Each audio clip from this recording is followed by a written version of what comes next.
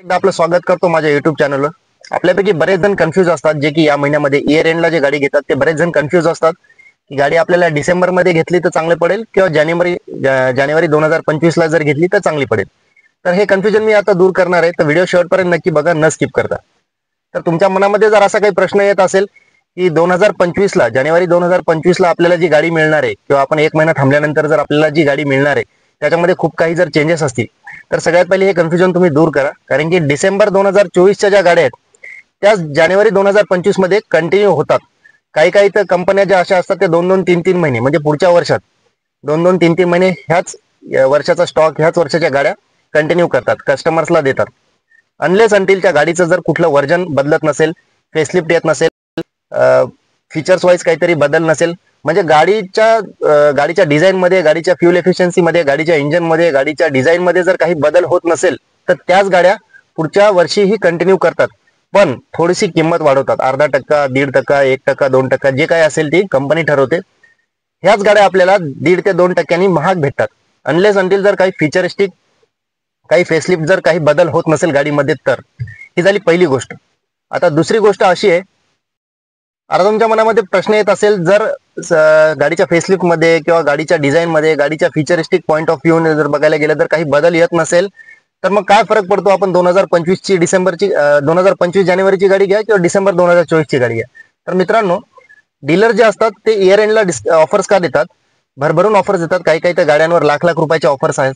तर हे कशामुळे असतं, ज्यावेळेस गाडी आपण सेकंड हँड मार्केटमध्ये विकायला जातो, रिसेल व्हॅल्यू काढायला जातो, त्यावेळेस date of registration, date of manufacturing खूप महत्वाची असते।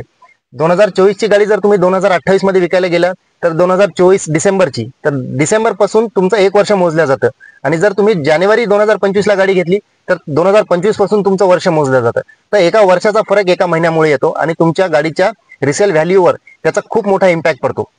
जर तुम्हाला आता याच्यामध्ये 2 पॉईंट्स आहेत की डिसेंबर मध्ये गाडी घ्यायला पाहिजे का जानेवारी मध्ये गाडी घ्यायला पाहिजे, तर तुमच्याकडे तुम्हाला 2 गोष्टी ठरवाव्या लागतील। जर तुम्हाला गाडी लॉंग टर्म साठी ठेवायची असेल किंवा तुम्हाला गाडी शॉर्ट टर्म साठी ठेवायची असेल, ह्या 2 गोष्टी तुम्ही स्वतःच्या क्लिअर करून घ्या। जर तुम्हाला शॉर्ट टर्म साठी गाडी ठेवायची असेल तर 2024 डिसेंबरला जर तुम्ही गाडी घेताय तर तुमचं अख्खं 1 वर्ष मोजल्या जातं, तर रिसेल व्हॅल्यू मध्ये थोडासा इम्पॅक्ट पडू शकतो। जर तुम्हाला गाडी 2025 जानेवारीची जर तुम्ही गाडी घेतली तर तुम्हाला फायदा मिळू शकतो, रिसेल करताना सेकंड हँड मार्केटमध्ये तुम्हाला फायदा मिळू शकतो। जर तुम्ही ह्या 2 गोष्टी जर तुमच्या क्लिअर करून घेतल्या तर तुमचा फायदा होऊ शकतो। आता काय असतं, असं नाही की सगळा स्टॉक 2024 चा क्लिअर होत असतो। त्याच गाड्या डिसेंबरच्याच गाड्या, 2024च्या डिसेंबरच्याच गाड्या तुम्हाला जानेवारी 2025 ला विकल्या जातात, पण तेवढे ऑफर्स तुम्हाला अवेलेबल नसतात, तेवढा डिस्काउंट तुम्हाला अवेलेबल नसतो। म्हणजे डिसेंबरच्या कंपॅरिझन मध्ये जानेवारी 2025 मध्ये तेवढा डिस्काउंट तुम्हाला डीलर्स कडून भेटत नाही।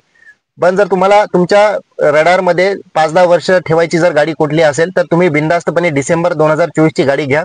तुम्हाला डिस्काउंट चांगले भेटतील, तुम्हाला ऑफर्स चांगले भेटतील, तुम्हाला डील जे आहे तुम्हाला एकदम चांगली भेटेल ऍज कम्पेअर टू जानेवारी 2025। तर ह्या गोष्टी तुम्ही तुमच्या डोक्यामध्ये ठेवा, तुमच्या क्लिअर करून घ्या। अनलेस अंटिल गाडीचा जर कुठला फेसलिफ्ट येत असेल, गाडीच्या फीचर्स मध्ये, गाडीच्या डिझाईन मध्ये जर कुठला बदल होत नसेल तर तुम्ही बिनधास्तपणे डिसेंबर 2024 ची गाडी घ्या। पण 2-3 डीलर कडे जा, तुम्ही त्यांचं कोटेशन घ्या, या डीलर कडून दुसऱ्या डीलर कडे जा, तिथे निगोशिएट करा, दुसऱ्या डीलर कडून तिसऱ्या डीलर कडे जा, तिथे निगोशिएट करा। कारण की जेवढं तुम्ही निगोशिएट कराल तेवढा तुमचा फायदा होईल। डीलरला सांगा की मला इथे इथे अशी ऑफर आहे, अजून 30-40 हजार रुपयाचं जर तुम्ही डिस्काउंट दिलं तर मी आता गाडी तुमच्या इथून घेतो, तुम्हाला नक्की तुमचा फायदा होईल। ऍक्सेसरीज मध्ये किंवा गाडीच्या कोटिंग्स मध्ये, गाडीचे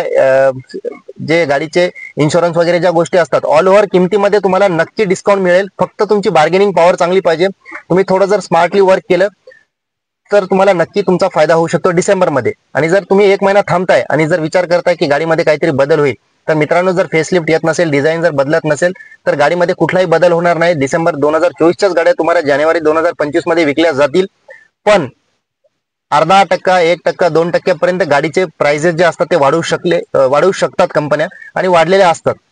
तर मित्रांनो, तुम्ही विचार करायचा आहे, तुम्हाला तीच जर गाडी 2025 मध्ये जास्त महागात मिळत असेल तर तीच गाडी तुम्हाला डिसेंबर 2024 मध्ये तुम्हाला मार्गेनिंग करून कमी पैशामध्ये जर घेता आली तर तुमच्यासारखा लकी कोणी पर्सन नसेल किंवा माणूस नसेल।